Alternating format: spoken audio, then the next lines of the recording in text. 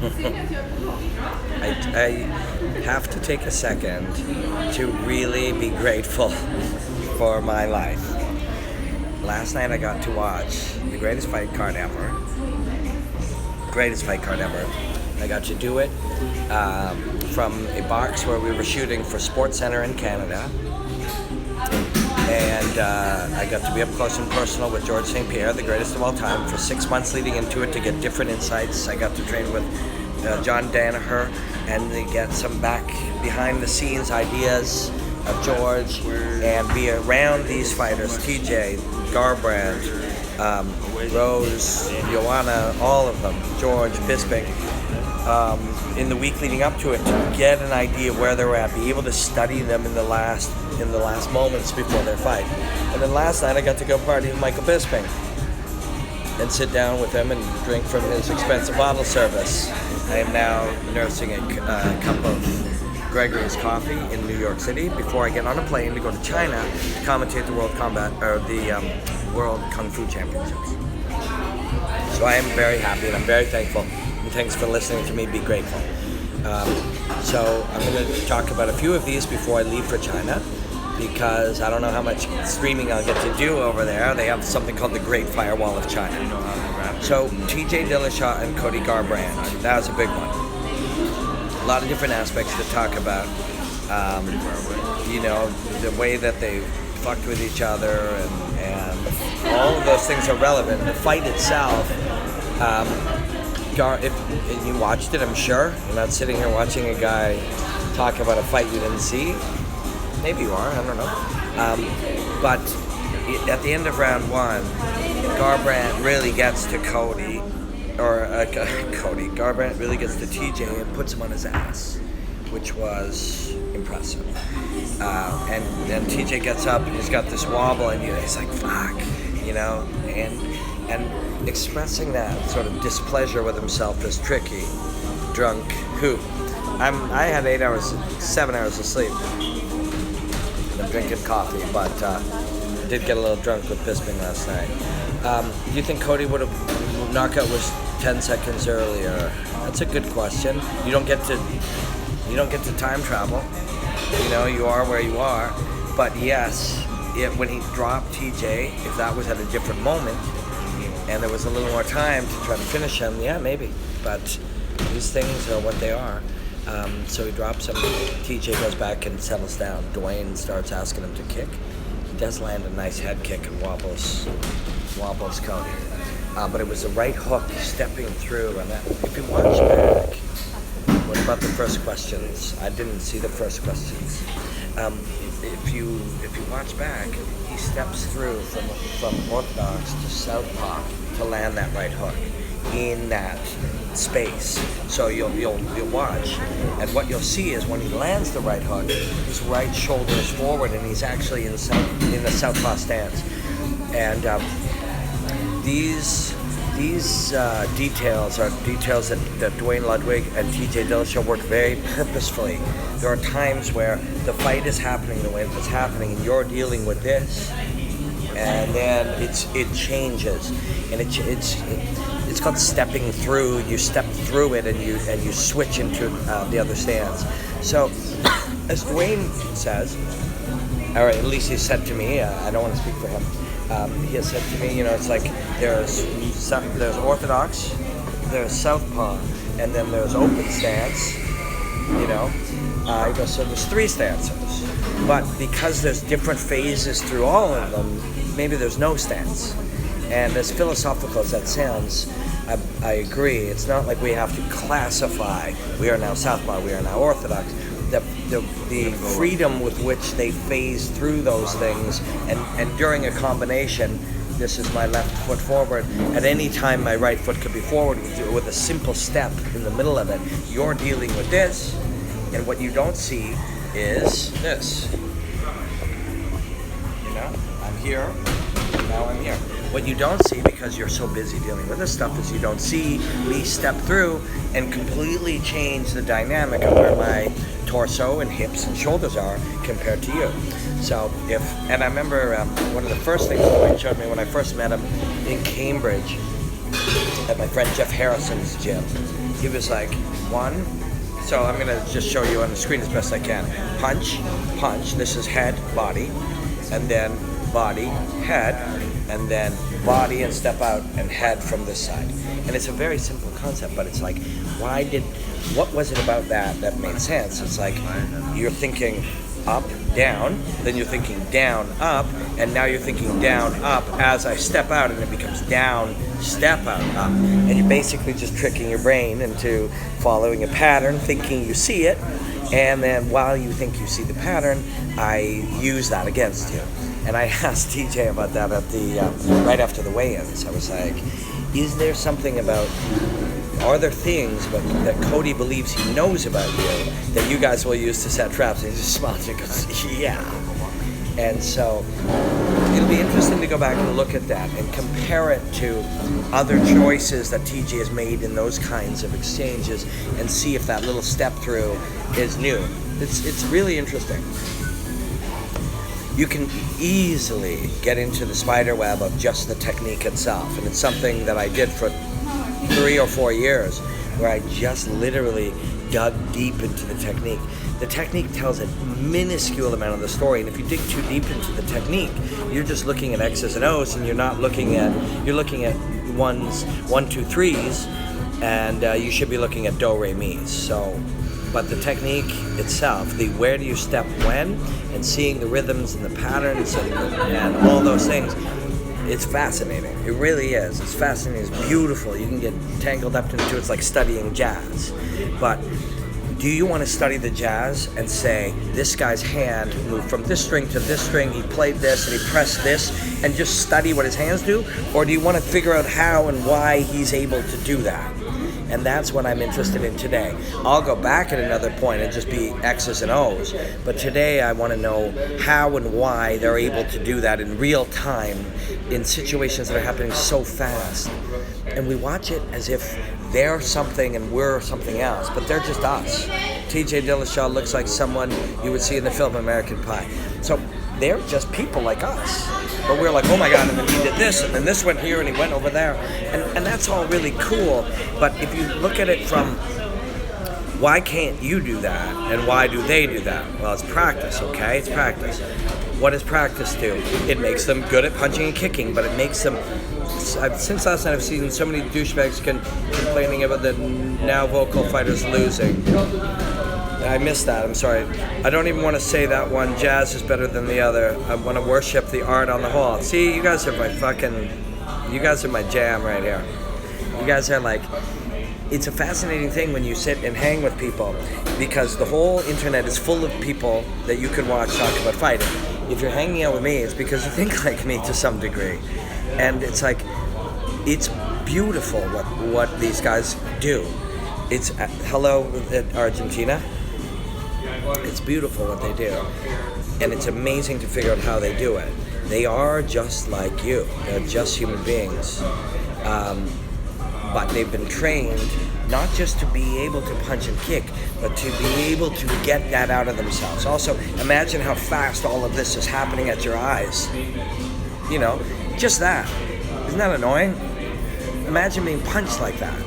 You have to somehow be capable of having clear vision in that time and hitting fastballs. In my opinion, you're the best analyst in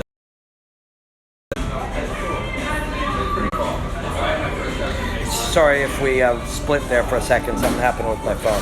You guys are very kind. That was very nice of you, Chris. But imagine while you're dealing with all of that and you're having to see it, you're being hit, and your head is smashing, but they're just people. Hey, Portugal, what up? They're just people. They just trained it, and they learned it, and they became capable of that, and we're capable of many things too. Is there one thing that you learned last night you didn't know before the fight, specifically regarding the 3 title fights? Most are focusing on karma. Karma's not a real thing. But things all lead to each other, you know? Things are all connected in their own way. But yeah, people are like, well, Joanna had it coming to her, Cody had it coming to him. I'm trying to find, I really am trying to find a way to be able to share ideas better. It's my job, it's what I'm supposed to do. I'm not supposed to be critical of things. I'm supposed to be patient and figure out how to share ideas. That's what I want to do.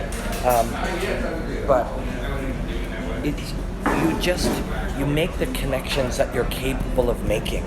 You know, people operate from the level of understanding that they've achieved. So if you don't know what the fuck's going on, you're like, see, he had it coming, he's an asshole. And I shouldn't use that tone. I'm not trying to mock anybody. But the world is a complex place. You know, fighting is complicated. Business is complicated. Politics are complicated. Relationships are complicated. Incredibly complicated. And when you go to understand it, you need different levels of comprehension. And you acquire that by keeping an incredibly open mind and gathering knowledge, reading and watching and podcasts and whatever you can do. You gather the knowledge to be able to understand it. And that knowledge is gradual, a little bit at a time. And that's what we're trying to do with fighting. I have to slow down a little bit and stop getting all fucking fancy and try to bring people along with me, because it's a beautiful, beautiful thing. There's a reason that TJ won, and it doesn't have anything to do with karma that Garbrandt was a jerk to him. Also, I will add that I spoke to Cody at length after, and he had this incredible self-awareness, this incredible understanding that this could one day be really valuable to him, and this incredible understanding that his life is a number of different chapters, and you don't always get to write the chapter, and the chapter itself, taking you where it's going to take you, will give you lessons. It will give you lessons, and Cody had an incredible understanding of that. You know, the chapters of his life have been all different, and this one's different too. And he has a wife and has a child on the way, I believe, and they're buying a house, and you know, there's all of these adventures in his life, and a lot of it is rooted in studying, fighting, and fighting. So he will feel sad about the outcome, but this outcome is a part of a long, ongoing story of his life, and he understands that. He's 26 years old, and he understands that, and that's an incredibly powerful thing, and it's an incredibly inspiring thing. Dwayne Bang is a hell of a coach for sure. That is for sure. We'll talk about Dwayne in a second. It's an incredibly inspiring thing. When you watch TJ, the way he fought, what he did, how he got through being dropped. You can admire that, and you can learn from it. You can see how Cody lost and how he sees the world and the positive nature with which he'll approach it if he's able to keep approaching that way. That's inspiring. All of this, we are watching fighting because it's neat, and a lot of shit happens, and all of these reasons, but we're also watching it to learn things. And there's a lot. I'm sorry, I'm moving this because I want to not give you guys that big glare on the back, but I'm not good at this. I'm good at talking about fighting, that's what I do, but I'm not good at giving you a particularly good view. But there's much to be learned here, you know. Cody learned a lot last night about himself, and he's going to learn a lot in the next month, and 2 months, and 3 months, and 5 years. All of this is going to make him a greater human being, and a better fighter, and a better father, and a better husband, and all of these things. So, you know, it was cool to talk to him. These guys are brilliant. They're brilliant. What they're capable of, TJ, Cody, Rose, Joanna, they're capable of great, great things, and so are all of us. So is every one of us. So we learn shit from that, and we apply it to our own lives if we're paying attention. But TJ, we talked about, he stepped through and he created a complex scenario in which, you know, what their brains are trying to do. I apologize, I'm going to try one more time. Nope, that's not it. That's not it either. Well, sorry, it's the best I can do. What their brains are trying to do is instantaneously inventory all the threats. This is coming from here. I see this. When his shoulder drops, that might be this. They're not thinking, but they've trained their brains to be able to inventory all of the threats and sort of anticipate what might happen, and at the same time create reactions in you and so forth. It's training that lets that happen. They're not magic. They don't have some skills and attributes. Yeah, Jorge, that's another tough one. I love that man. I admire him so deeply, as an athlete, an artist. But they do that through training. So TJ was trained to be capable of that. Hard work and training made him like that. But how do you train? How do you go and train that? That's what Dwayne does, right? So you can do anything if you train it enough, but you need to know how to train it. That's Dwayne's jam. Dwayne creates a scenario where he first has to understand what is possible. Then, even more important, he has to figure out how to teach it to you. And it isn't just like, if this happens, drop under here and do this. That's meaningless. I can show you that, myself or Dan or BJ Scout or whoever can show you, and right here, you see this? As he does this, this happens. But that doesn't mean you can do it. We need to teach your body and your nervous system to do it. That's what Dwayne does. So we imagine when we look at Dwayne Ludwig or any of these top guys, what are they doing? Oh, they're coming up with new systems. Great. How do you teach it? Do you teach it through repetition? Do you teach it through drilling? Do you teach it through pattern setting? Do you teach it through with a bag or mitts or whatever? How you do it is the amazing thing. And that's the next level for me, to go in and understand the teaching systems. And that's what I'm hoping to bring to this channel in the future. Dwayne invited me in, and Greg Jackson has invited me in, and a lot of these guys are. I love the 80s tunes as a backdrop. I don't know what this is, but I'm in a little coffee shop in New York City. I mentioned this earlier, but I'm heading to, why doesn't your top lip move? Good question. I don't know. It is what it is. So then explain what I don't know. If I could do that, I'm still trying to find these answers. That's the thing that you have to understand, is like, nobody has these answers. This isn't a question of like, I know a bunch of shit and I'll be sharing it with you. It's like, nobody knows this stuff. The job isn't become an expert and then tell everybody what's going on. The job is study and deeply investigate how and why, nonstop. So I get paid to talk on television. So I'm wearing a big red suit jacket and there's a camera, and Sports Center from Canada comes in, and I'm there, and there's a thing in my ear and it says, so what happened with George St. Pierre? And I talk. I also get paid to sit beside a cage and wear a headset and talk. But what I see my vocation as is studying martial arts. So I am paid at times to tell people about it, but the actual job is to study it. And I'm trying to pass into things that many masters know that I do not know. But nobody has mastered the ability to explain it, and I have not yet either. So I'm working on that. I'm trying to find the words and ideas with which to explain how and why Rose was able to do that, and TJ was able to do that, and why Cody will evolve, and what Dwayne is doing. These things are not known. Everything is not known.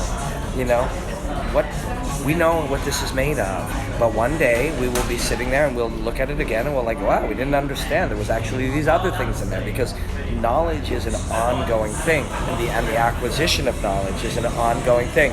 Take what you know, gather it, question what we're missing or what we could possibly know, and go down those paths. And that's what I'm trying to do. So we talked about the little step through. We talked about TJ's right hand. We talked about him getting dropped. But there's a lot we don't know. So Dwayne invited me in to the dojo, and I'm going to go. I'm going to China tomorrow. I got to go home and visit my wife for some weeks. I've got some work to do in December, so hopefully in January or February I'll go in and see Dwayne, and that'll add, and hopefully I'll be able to explain these in better ways. But for now, this is the best I have. A lot of questions, some of which have minor answers. You often find myself searching for answers and questioning things at times that can lead down a rabbit hole with no ground. How do I do a better job to pull the reins back to simplify concepts? That's a very good question. and I don't know the answer to that. Simplifying concepts is not necessarily the best thing. You may have to study something for years to find the best way to explain it, and even then, the reason that our thinking as a society is very limited is because everything has been oversimplified. We watch television, this guy says this guy says this, they defend their concepts, and nobody knows where to go from there. Thinking more is good. Questioning is good. Realizing you don't know things is very good. Yeah, you need to work on simplifying concepts yourself, Robin. No, I don't. There's a lot of people simplifying concepts, and you can fucking go to any of their YouTube channels. You can go to any of their places. You're here because either you're weird and you go to places you don't like, or you agree that maybe things have become too simple. You know, they can pick who you got. That's limiting your thinking. Just that simple mechanism is forcing you to stop thinking. Trump or Hillary? Hillary's a bitch. Trump's an idiot. Like, that is oversimplifying your thinking. We live in a world where there's black and white, 0 and 1, up and down, too much. Question and be curious and keep looking.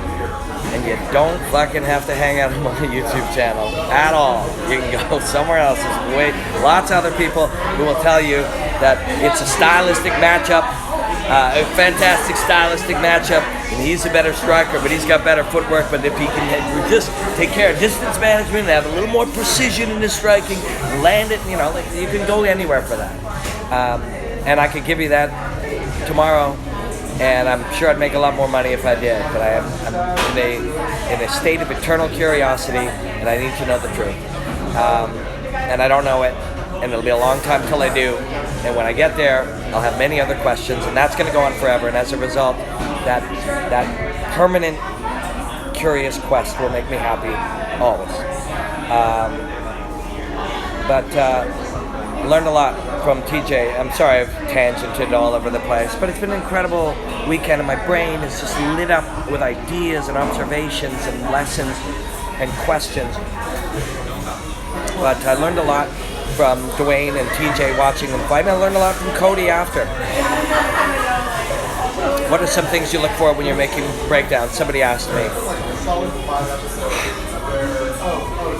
Over time, now, I try not to look. I try to just see, and I know that sounds super philosophical and up my own ass, but I'm not looking. I'm letting it unfold, and it's this incredible thrill for me, like watching the best in the world fight and feeling it. I'm connected to it when it happens. It's an incredible thing. But I'm not purposefully looking for anything, because what you look for, although styles do make matchups, it's true, some styles don't. Hi, Robin. Hey, Glenn. What does Wonderboy rank among those fighters who's never been a UFC champion? What up, Glenn? I'm going to China later. So I talked to Wonderboy's dad last night. This is my buddy Glenn asked for that. I talked to Wonderboy's dad last night, just on my way down, and he was mad. Like Steve, his dad, like Steve is Steven. I forget his dad's name briefly, but he was mad. He's like, you know, we got to pull that trigger. Steven could have taken him out a few times. If he stood in there, if he committed a little, he was mad. He's like, there's no $50,000 bonus. There's no, big fight after this. There's no, buzz. Steven went in and he was too hesitant. It's like, wow. But that's how the greats are. Robin, you need moderators for the channel. This is life. This is where we live. This is the world we live in, You can't control these things. You just have to learn from them. Let them shape you however they can. But Steven's dad was mad. But that is how these greats are. That's how these greats are so great. They ask more of themselves. So guys, I'm going to check out of this one, and I'm going to thank you guys a lot. So somebody said, I'm going to take a moment here. Somebody said, a lot of idiots with nothing to say, you need moderators. Listen, guys, you cannot control what other people think. You can't. It'll drive you crazy trying to do that. It'll drive you crazy. What people think, and so you'll see somebody say something like bad or weird or something you disagree with, and you get mad. Don't let that happen. It's gonna drive you insane. It's gonna drive you insane. You control your reaction to other people. If they can't control their reaction, Connor says something and they're all mad, let them be mad. Don't be mad at them being mad. It's gonna make you fucking crazy. It's gonna wreck your life. You gotta just let it happen. But thank you guys for giving me the chance to do this. Thanks, Andre. Thank you very much. It's very kind. Thanks, Glenn. Love you, man. I miss you. How do you categorize information during a breakdown? I used to categorize it. Now I let it happen. I don't know. It's hard to explain. You know, studying your own process is a very valuable thing, and I haven't done that for a while.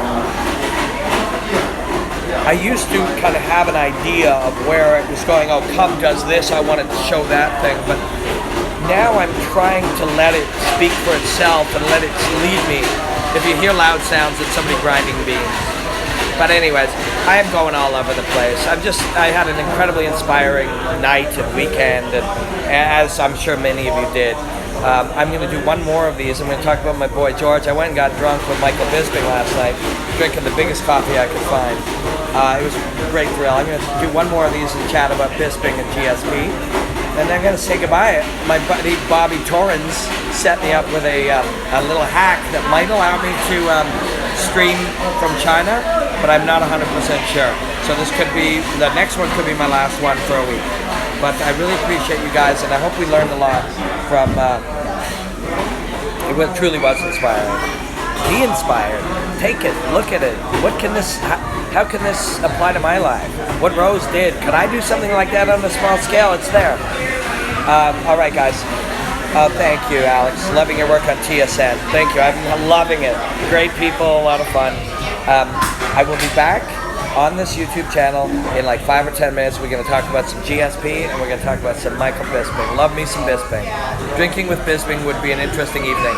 It was. He's like, cool, we got another bottle over here. I'm like, Mike, you got 6 bottles. Fuck, do you need another bottle for? It really was. Mike's a great, great man. Thank you guys. I'll be back. Please look for my Bisping versus GSP and bottles of vodka is what he was drinking. But, look for my Bisping GSP in 5 or 10 minutes. Or if you're watching this later, look for it right now. Love you guys. I will hope to see you soon. Black out.